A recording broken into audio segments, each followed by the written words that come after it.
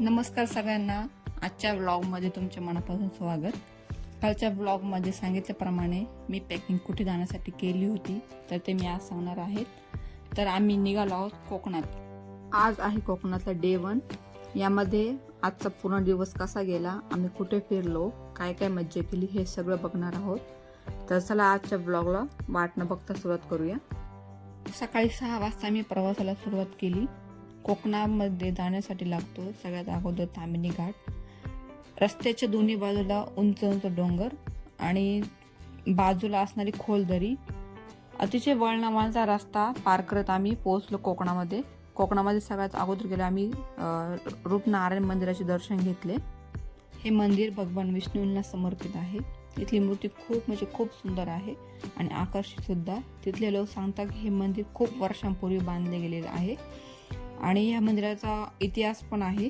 प्राचीन काळामध्ये हे मंदिर बांधण्यात केले आहे आणि लाल दगडापासून हे मंदिराचे बांधकाम केलेले आहे. तुम्ही इथे कधी कोकणात गेले तर ह्या मंदिराचे दर्शन नक्की घ्या. त्याचप्रमाणे आम्ही हे मंदिरामध्ये फोटो पण काढले. आणि चला आता आम्ही बीचवरती जाण्यासाठी निघणार आहोत. बीचवरती आम्ही पोहोचलो. अथांग असा समुद्र, पूर्णपणे स्वच्छ पाणी, जिकडे तिकडे बघावं असं पाणीच पाणी.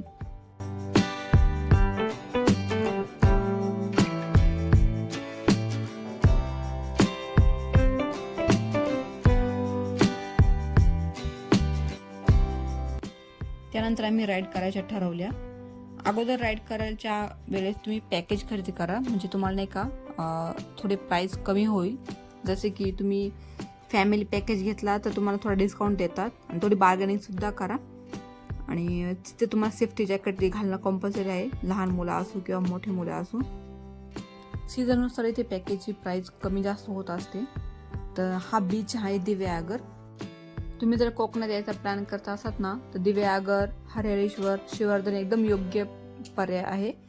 खूप असं म्हणजे तुम्हाला मोठा बीच पण भेटेल आणि विकेंडला इथे शक्यतो गर्दी असते. ऑफ डेला होईल तर तुम्ही या इथे.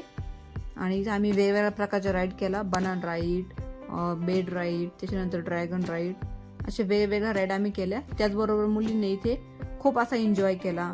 रेती खेळली, त्यामध्ये त्यांनी खड्डे केले. फिरायला यायचा प्लॅन केलात ना तर तुम्हाला 2 फॅमिली आल्या तर खूप मजा येते. म्हणजे काय होतं, मुलींना पण फ्रेंड्स असल्यामुळे मजा येते आणि आपल्याला पण कोणीतरी सोबत असते. तर खूप मजा येते इथं आल्यावरती. आम्ही त्याचप्रमाणे शेवटची राईड केली आणि खूप अनलिमिटेडवाला समुद्र भारी होता. इथला सनसेट बघून जायचाच होता.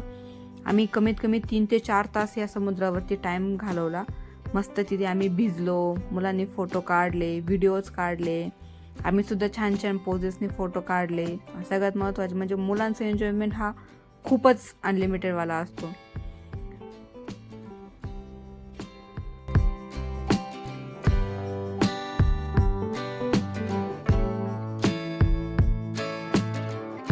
फायनली सनसेटची वेळ जवळ आली होती आणि इतका अप्रतिम नजारा होता, काय सांगू तुम्हाला. समुद्र, अथांग समुद्र, पुढे त्यामध्ये लाल असा झालेला सूर्य. आणि दररोजच्या धावपळीतून जीवनातून थोडा 2 ते 3 दिवस वेळ काढून आपण इथे आलोच पाहिजे आणि थोडा आपण स्वतःसाठी वेळ पण दिला पाहिजे. त्यानंतर आम्ही निघालो हॉटेलवरती. आम्ही इथं हॉटेल बुक केलेले, आल्यानंतर बुक केलं. अगोदर आम्ही ऑनलाईन बुकिंग नाही केली. आणि छानपैकी फ्रेश झालो. मुलांनी सुद्धा आंघोळ वगैरे केली, आम्ही पण आंघोळ वगैरे केली. आणि रूम पण छान होता. आम्ही AC रूम घेतलेला, कारण आम्ही जेव्हा गेलो ना तेव्हा वातावरण थोडं गरम वाटत होतं आम्हाला. त्यानंतर फ्रेश झालो, थोडा चहा वगैरे घेतला. त्यानंतर लगेचच मिस्टरांनी मला एक सरप्राईज दिलं. ते सरप्राईज म्हणजे आज होती आमची ॲनिव्हर्सरी.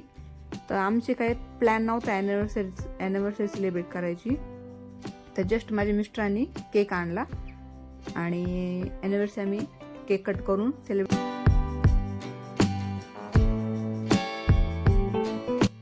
आज आमच्या लग्नाला पूर्ण 11 वर्ष पूर्ण झाली.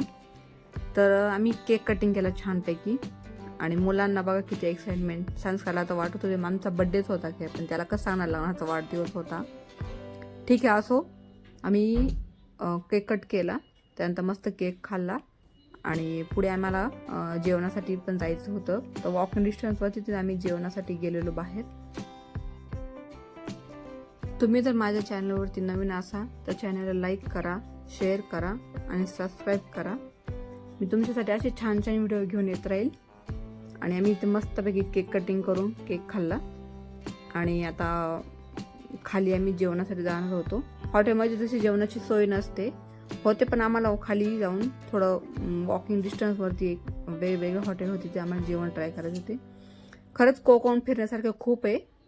आपल्याला कधी असं वाटतंय की थोडा स्ट्रेस आहे की थोडा स्वतःसाठी वेळ पाहिजे, तुम्ही नक्की कोकणामध्ये आलंच पाहिजे. आम्ही इथे आता जेवणासाठी खाली आलेलो.